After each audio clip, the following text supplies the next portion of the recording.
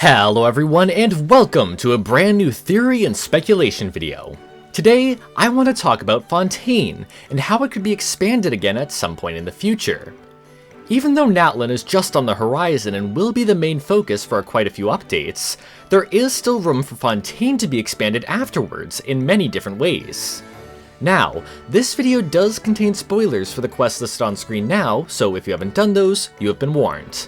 With all that said though, let's get right into the video.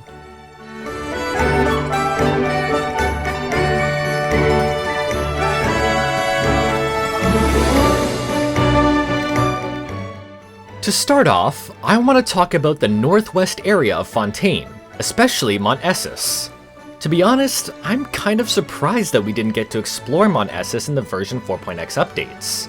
It is the tallest mountain in Fontaine, so I was expecting something to be done with it at some point before Natlan. We can travel a bit on its eastern and southern sides, but that's really it. Most of the mountain remains inaccessible at the moment, which is a real shame considering how much potential the area has. If you compare the current in-game map to a satellite map of Teyvat, you can see just how big Mont Esus really is. There is plenty of room here for a future expansion, but the question is, what will be there? Well, we actually do have a bit of information about what we could see here. Mont Esus is one of the places that you can send your characters to for a Fontaine expedition, and its description here tells us a bit about it. According to ancient records, a magnificent palace was once built here. Named after the flowers, it sought to sing praises of love, and to nurture abandoned orphans above the countless waters. Though the high tower of old no longer graces this land, the flowers remain as fragrant as ever. In the area of Mont Esus that we can visit at the moment, we can see some of these flower fields. Many houses can be found here as well, so perhaps there could be more further into the out-of-bounds area. In the future, we could potentially explore the ruins of the palace that once stood here. Perhaps a good portion of the palace remains embedded within the mountain, which I think could allow for a very unique area in Genshin. These could be layered ruins that we travel deeper into through a World Quest series, unlocking more mysteries the deeper we go. The lore we get here could even come from a time before Remuria existed. Now, in each of the previous nations that we've visited, there has been a divine nail or a hint to the location of one. Mondstadt is located on Dragonspine, Liyue's is located in the Chasm, Inazuma's is likely located around Surumi Island, and Sumeru's is likely within the perpetual sandstorm atop Mount Damavand. At the moment, we have no mention of a divine nail in Fontaine, or if there even is one in this nation. As such, perhaps Fontaine's divine nail could be located within the ruins on Mount Esus. After all, the divine nails were cast down long ago, likely before the time of Remuria, so it would make sense for the nail to appear in a place that predates Remuria. The area we get here could even tie into the endgame of Genshin. As I said earlier, the palace built here was named after the flowers in the area. Perhaps this area could give us lore about the Sea of Flowers at the end, the mysterious place seen in Travail. It could even somehow lead to this area, which would explain why we can't explore here yet. Moving on though, I want to talk about how Fontaine could be expanded to meet with the other nations of Teyvat. When Fontaine was first released, it was quite isolated from the rest of Teyvat, only connecting to Sumeru through the Girdle of the Sands. In version 4.4 though, Chenyu Vale was released, which connected Fontaine to Liyue.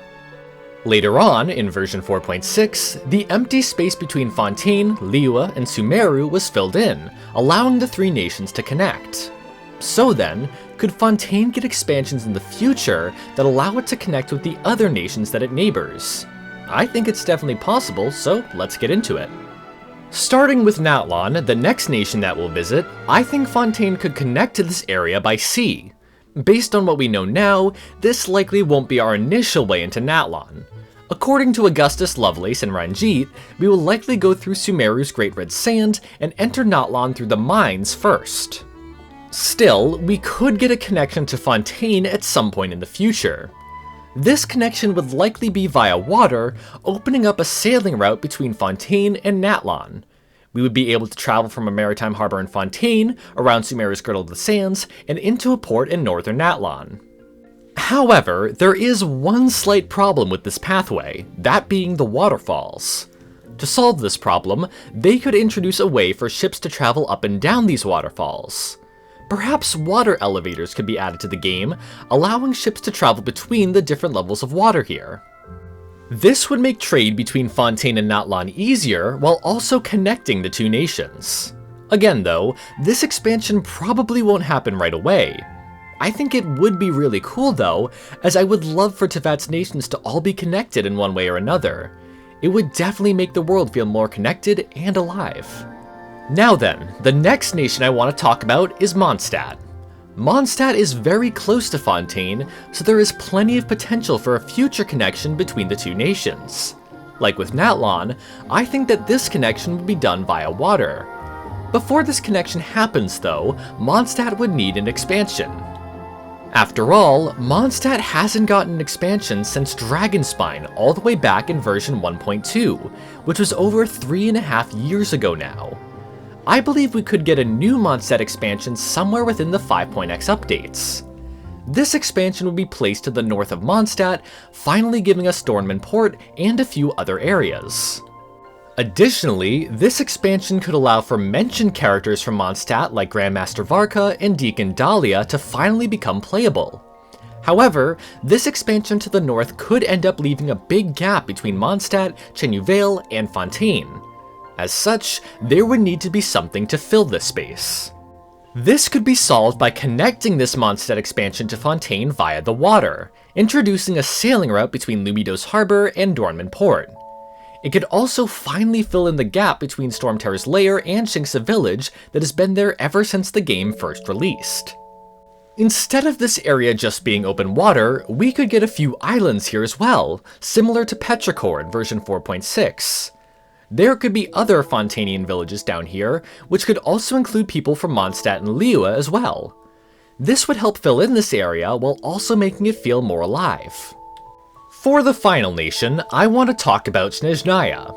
At the moment, I believe that Snezhnaya would be located to the north of Mondstadt and Fontaine.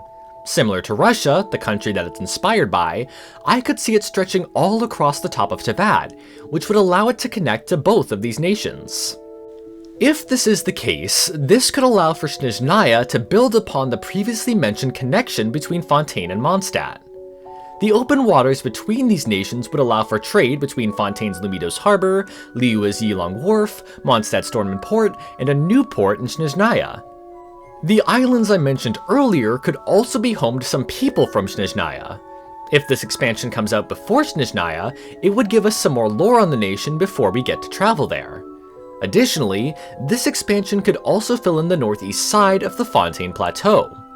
At the moment, this area is inaccessible, but it could be opened up to give us a way into Snezhnaya. We could also see the entire northern part of the Fontaine Plateau become explorable, which would give us an even better gateway to Snezhnaya. Not only would this allow us to return to Fontaine for a bit, but it would help set us up for our future explorations in the Land of Cryo. Anyways, that's pretty much it for my thoughts on potential future expansions for Fontaine. I really hope we get to see Teyvat become more connected like this, as it would add so much more life to the game. If you want to hear more of my thoughts on Genshin expansions, I recommend my videos on Natlan, the Blackcliff Forge, and expansions of previous nations. I would love to hear what ideas you all have for future expansions in the comments below as well. Anyways, that's it for this video. Thank you so much for watching. Sources and further readings are also in the description if you want to check them out. I hope you all have an amazing day, and I'll see you all in the next video.